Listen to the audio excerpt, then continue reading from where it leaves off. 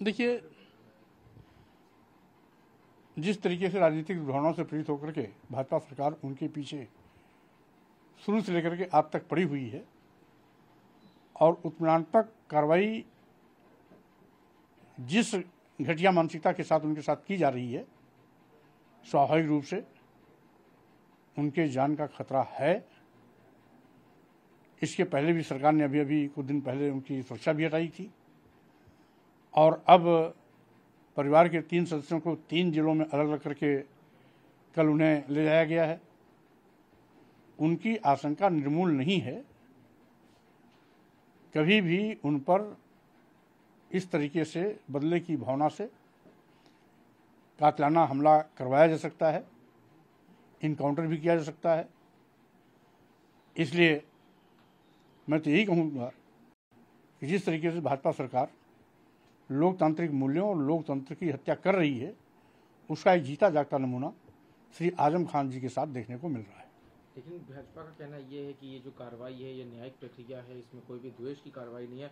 दूसरी तरफ एक ये भी सवाल आता है, क्या समाजवादी पार्टी अखिलेश यादव ने इस मुखरता से उनकी प्रभावी पैरवी करी? क्योंकि ओम प्रकाश राजभर का भी कहना है कि इससे पहले भी जब का हुआ तो ना समाजवादी पार्टी ने कोई आंदोलन किया, ना किसी प्रदेश स्तर पे ना राष्ट्रीय स्तर पे कोई आंदोलन हुआ समाजवादी पार्टी की तरफ से कि आजम खान को साथ इस तरह की कार्रवाई ना हो, क्योंकि काफी वक्त से ये कार्रवाइयाँ चल रही हैं। देखिए, न्यायपालिका का हम सम्मान करते हैं, न्यायपालिका के निर्णय का स्वागत भी करते हैं, लेकिन जिस तरीके से सरकार राजनीतिक दुर्भावनाओं से प्रेरित होकर के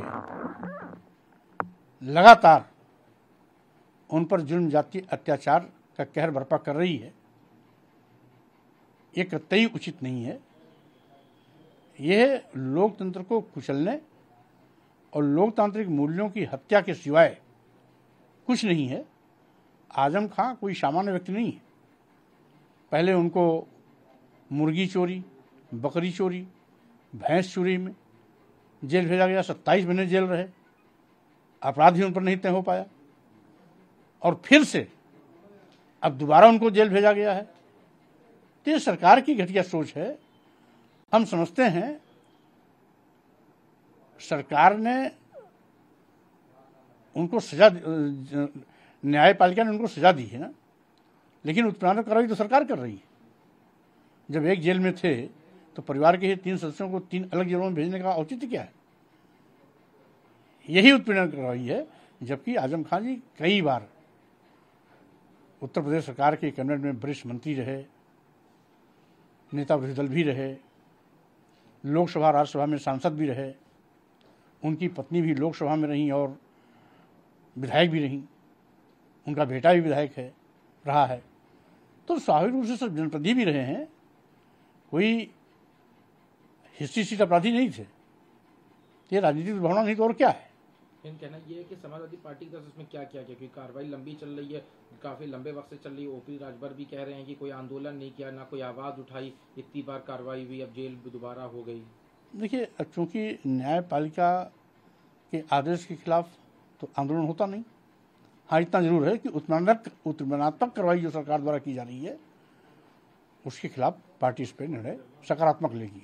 एक आखिरी सवाल है, समाजवादी पार्टी दफ्तर के बाहर बहुत बड़ी होर्डिंग लगाई गई कि 2024 के भावी प्रधानमंत्री होंगे अखिलेश यादव। उनके कुछ चाहने वाले, कुछ प्रवक्ताओं ने लगाया, जब उन्होंने कहा कि अखिलेश यादव के पास एक बड़ा जनाधार है और उत्तर प्रदेश से दिल्ली का रास्ता जाता है, लेकिन हालांकि बीजेपी ने कहा है इस पूरे बयान पे कि मुंगेरी लाल के हसीन सपने हैं। देखिए, अब चूंकि इंडिया गठबंधन बन चुका है तो सभी राजनीतिक पार्टी के कार्यकर्ता अपने अपने पार्टी के नेता को प्रधानमंत्री के रूप में देखना चाहते हैं। ये एक स्वाभाविक सी बात है, इसको अन्यथा किसी और से नहीं जोड़ना चाहिए।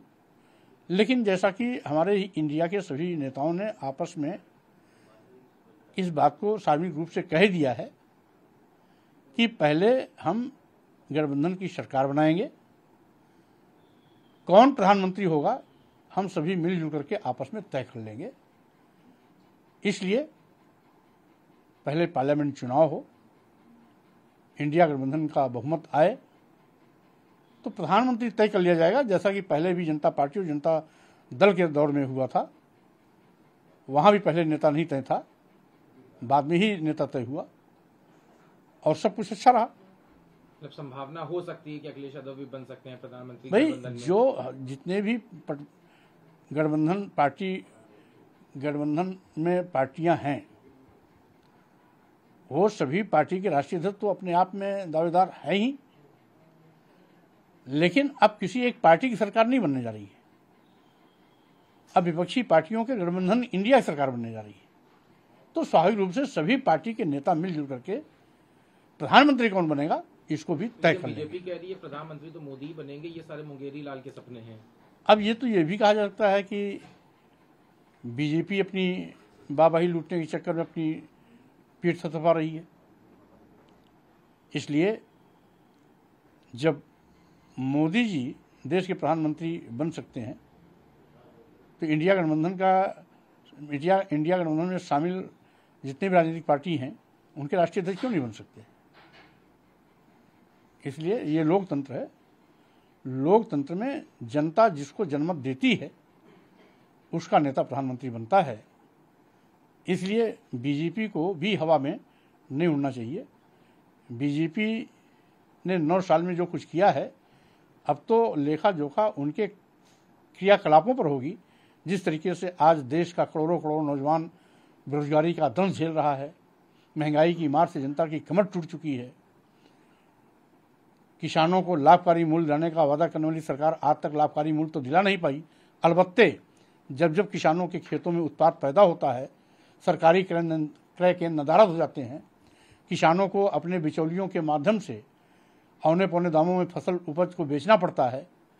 छुट्टा जानवरों का कहर अलग से टूट रहा है किसानों पर। छुट्टा जानवर 100-200 की झुंड में आते हैं, किसानों की फसल चर के चौपट कर देते हैं। उल्टे सांडों की लड़ाई में जो आम जनता मरती है वो अलग है। और सरकार ने जिस तरीके से संवैधानिक धज्जियां उड़ा करके अनुसूचित जाति, अनुसूचित जनजाति और पिछड़ों के आरक्षण को शून्य करने का प्रयास किया है वो अपने आप में एक जीता जाता नमूना है।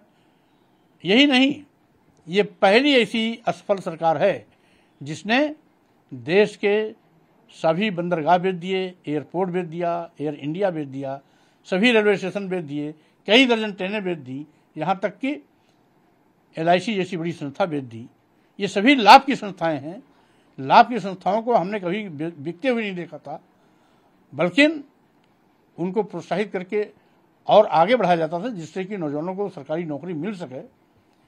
तो जिन नौजवानों ने सरकारी नौकरी की उम्मीदें की थी उनके भी सपनों का हत्या किया जा रहा है।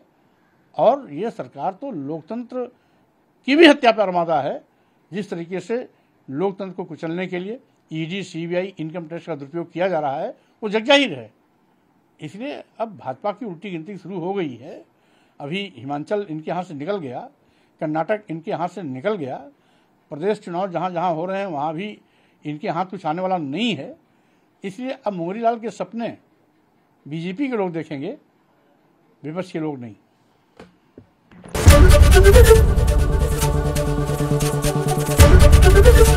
ABP गंगा, खबर आपकी, जुबान आपकी।